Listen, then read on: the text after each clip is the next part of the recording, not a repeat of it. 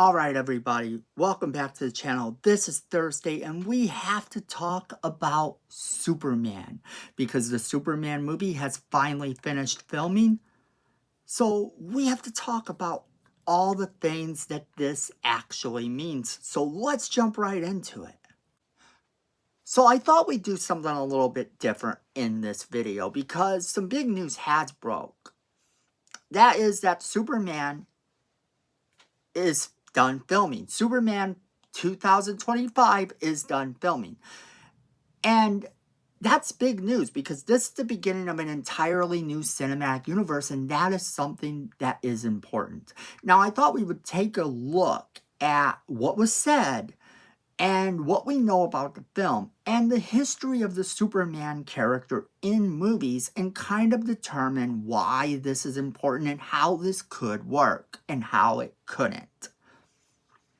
So first off, I want to note one thing. Superman isn't the only movie scheduled to come out in July. We have the Fantastic Four supposed to come out July 25th of 2025. And Superman is supposed to come out July 11th of 2025. Now, this is important because both of these movies have had issues over the years. These are movies that have been filmed over and over again. Superheroes that have come to our screen over and over again. That's the thing here. These movies have not done well. The Fantastic Four movies have not done as well as they could have or possibly should have, but they are getting another chance within the Marvel Cinematic Universe, a universe that's already built, already existing, and already has several years under its belt. It is a success. The DC universe is a completely different story because for as long as we can remember in the DC cinematic universe, it's been a little non-existent. You have the Christopher Reeve Superman movies. Superman 1 was already going to spawn a sequel. That was going to be Superman 2. The movie did okay and Superman 2 came out. And that movie was so great. But then we found out that wasn't even the right cut of the movie. But a number of fans really didn't care because guess what? We had our Superman movie, and Superman in those movies was great. Superman in the Superman movies with Christopher Reeve was the last Boy Scout. He was legitimately the Kryptonian Boy Scout who did everything right. And he was the pillar of humanity. He was the one that we should all look up to. He was the guy who helped cats from trees, who helped people no matter what. He was the one who didn't kill bad guys.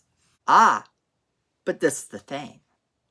Until he did. Because in Superman 2, you can say what you want. The supervillains died, right? They got pushed down the ledges of the Fortress of Solitude and died.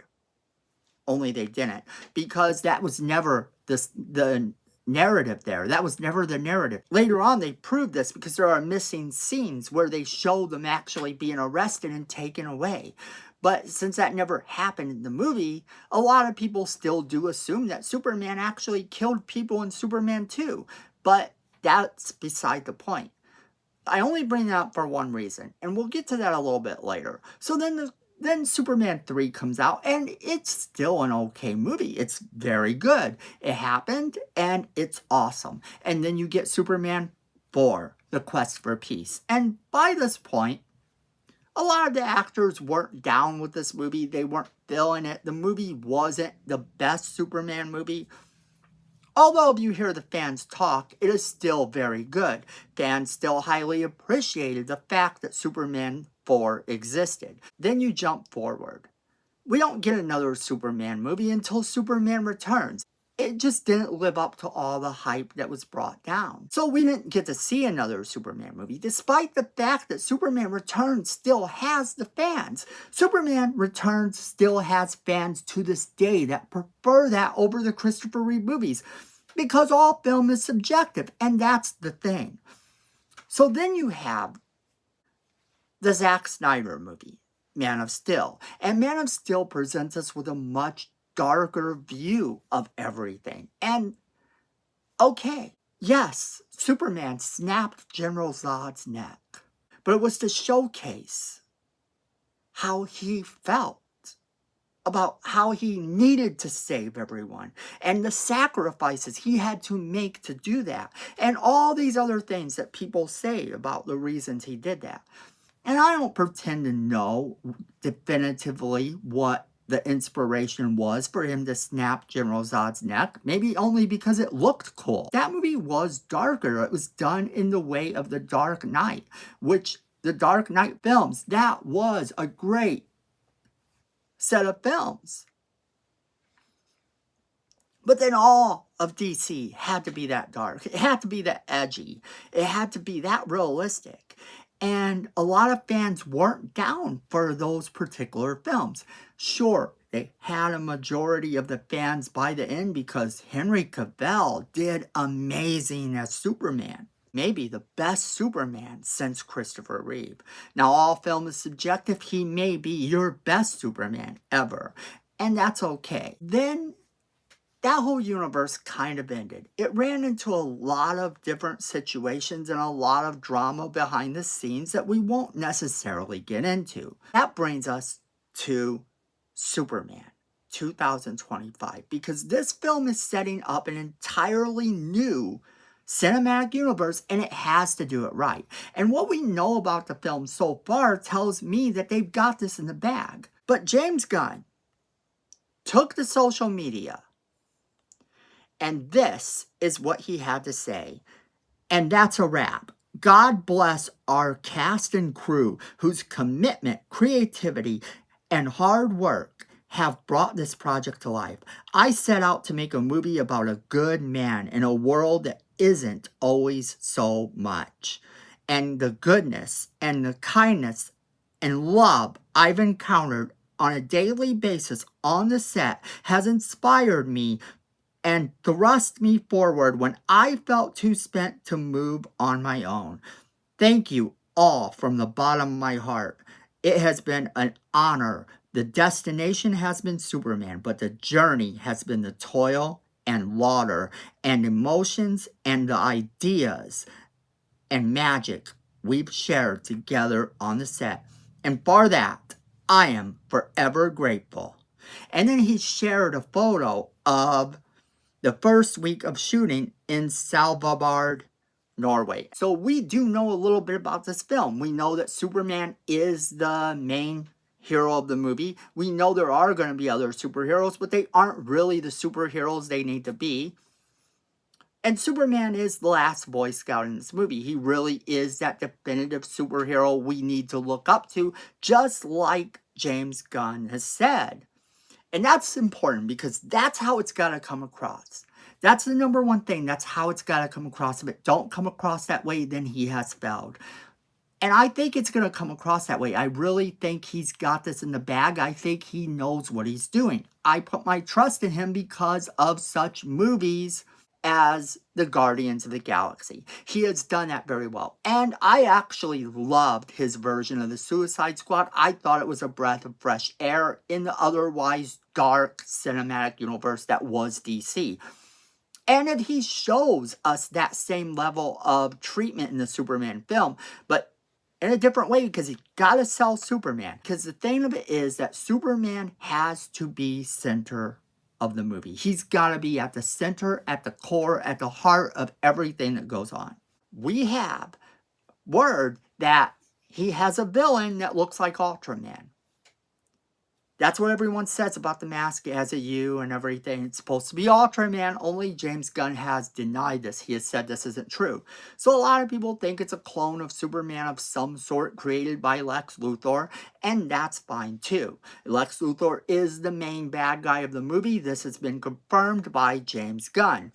He has said that, yes, Lex Luthor is the bad guy in the movie.